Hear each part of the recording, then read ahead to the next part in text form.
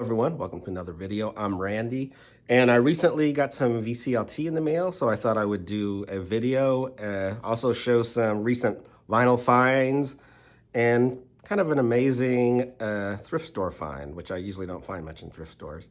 So let's get to it. I'll start out with a VCLT. Steve from A is for Alice, B is for Bob, C is for Cooper. No, that can't be right. Anyway, he had told me he was sending me something in the mail.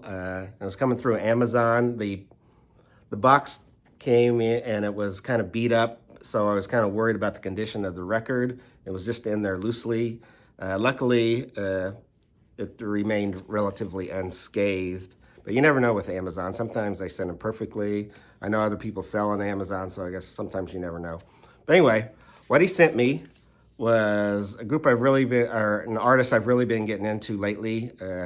I had one Mott the Hoople album and I think one Ian Hunter album, but as I've seen stuff on Steve's channel, the collection has grown for those artists. But I didn't have this album, which he sent me, Dirty Laundry. Ian Hunter, this album came out in 1995. Read up a little about it. Got some interesting information in here. I did listen to a couple songs from Spotify on Spotify. I hadn't listened to this album yet. It's kind of in a row of other albums I need to clean. Usually I clean an album before I listen to it. But I just wanted to say thanks, Steve, that what I've heard off here. I've heard Revolution, which I guess was the single, and it's amazing. And Invisible Strings, which is a great song too. And I guess it got like 4 or 4.5 stars on AllMusic. They really rave about this album. And I guess he was going into the studio and only going to record a couple of songs, but had this breakthrough in creativity and wrote a lot of the songs on the spot. But from what I know, it's supposed to be an amazing album, and I've liked what I've heard so far. Thanks, Steve. So some of the things I picked up recently, I got this Jeff Beck group album.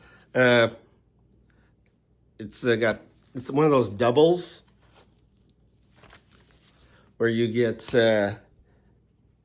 Truth, which came out in 1968, and Beckola, which came out in 1969. Just amazing rock album from, Jeff Beck had previously been in the Yardbirds as just a great guitarist. I don't think he gets the credit like the early Zeppelin and Cream albums. This is up there with him, I think. And it also has Rod Stewart, one of the perfect rock and roll voices. Check out I Ain't Superstitious if you don't know that one, and you'll see what I mean. And I do have one other of these twofers. They did them for several artists. I know I have a CCR one like this, but I guess the label on the Epic label. How about some Deep Purple, the Book of Taliesin from 1968. This cover is in atrocious condition, but it's kind of going to have to be a placeholder. The album's not in bad shape, the record itself. But like I said, their second album, Rod Evans on vocals.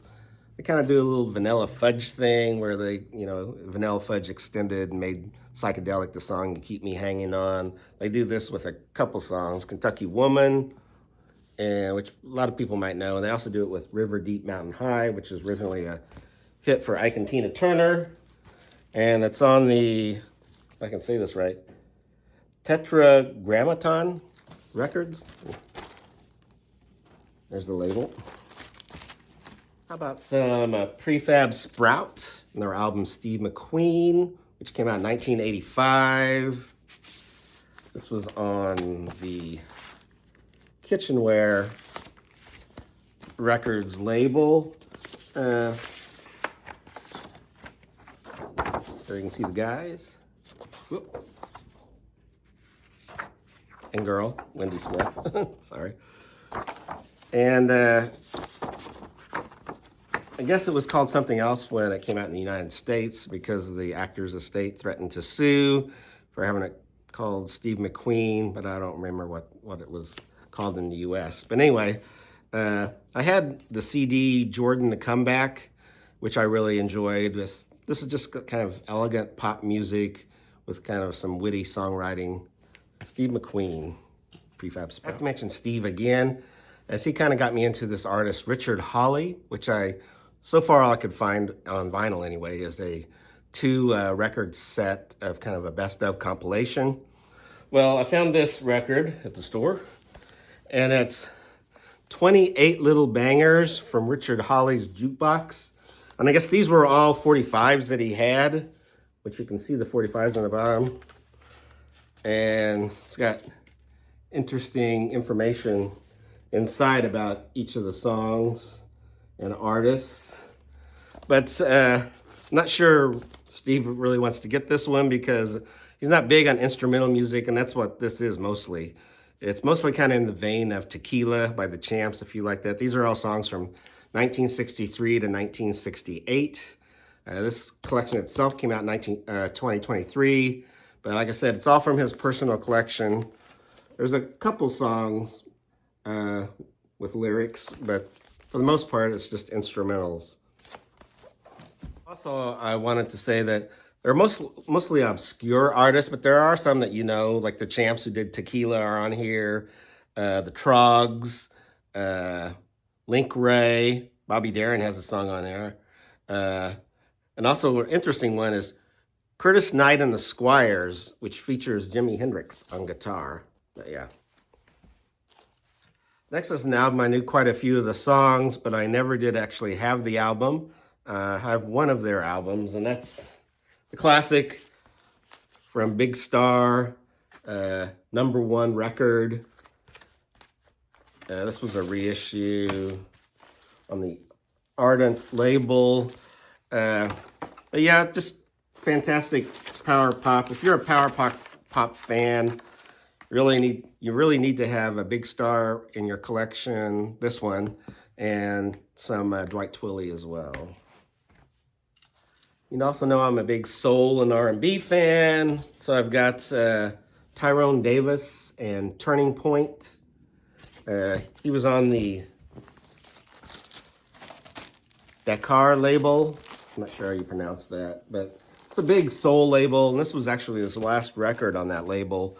And his Turning Point was also his last #1 song on the soul charts. But yeah, great smooth soul singer out of Chicago, Tyrone Davis. St. John or Americana Sam.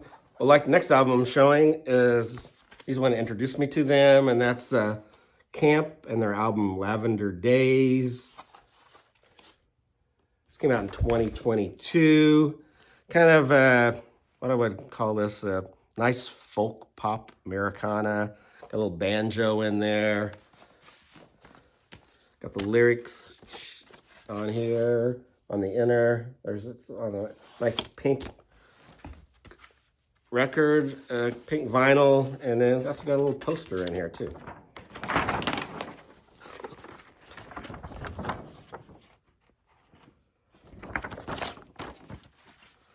Right. Next, I picked up one of the few albums I think I was missing from Jerry Lee Lewis, and this is during his country days. This is the album Touching Home, When He Walks on You, Like You Have Walked on Me. Just a great country tune.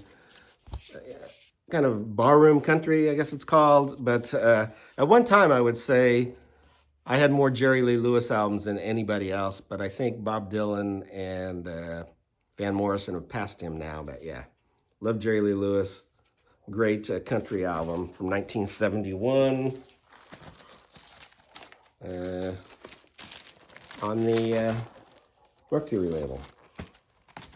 Next, from Chris Isaac, this is a double album called First Comes the Night.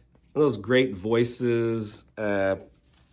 Gets back to basics with this album a little bit, where he kind of has that Sun Studio sound.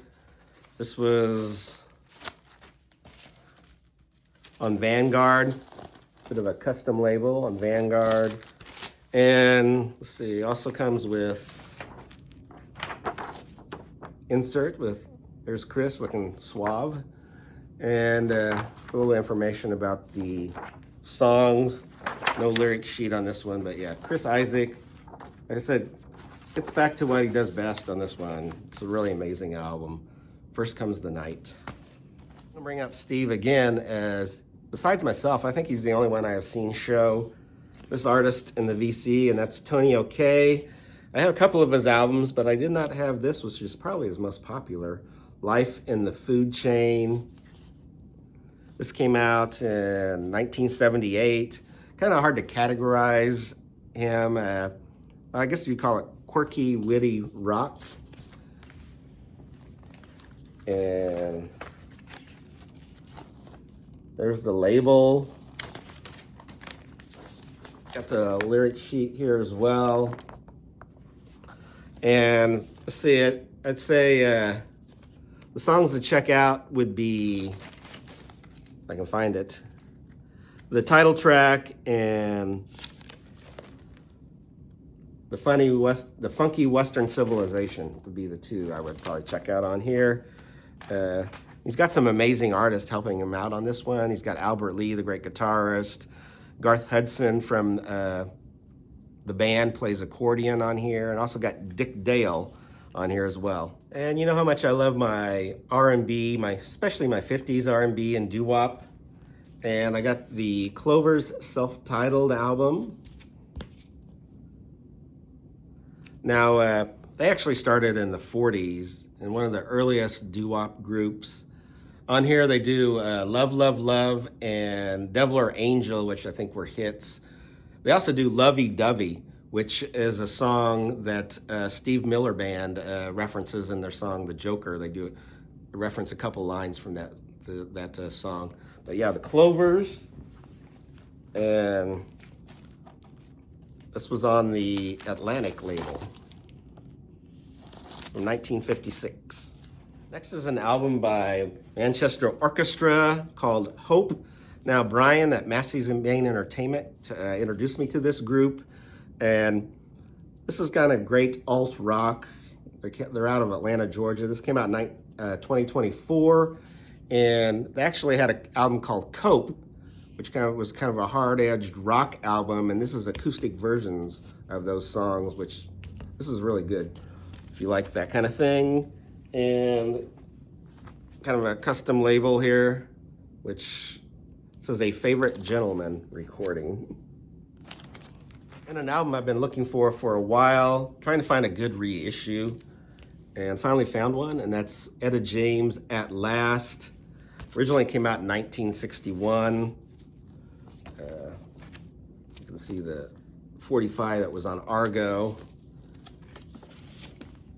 This was Chess Universal release on red vinyl, and yeah, sounds great.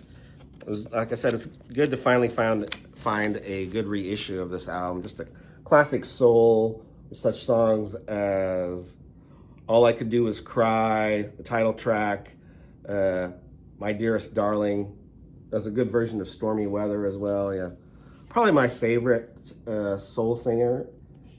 Female soul singer is Etta James, even more than Aretha, but yeah, it's just amazing. And my last thing I was going to show, something I found at the thrift store. Now, I usually don't have much luck at thrift stores, and I found these 78s that were sitting there. They usually don't have 78s sitting out anyway, and so I found a few that I thought, wow, these are pretty interesting.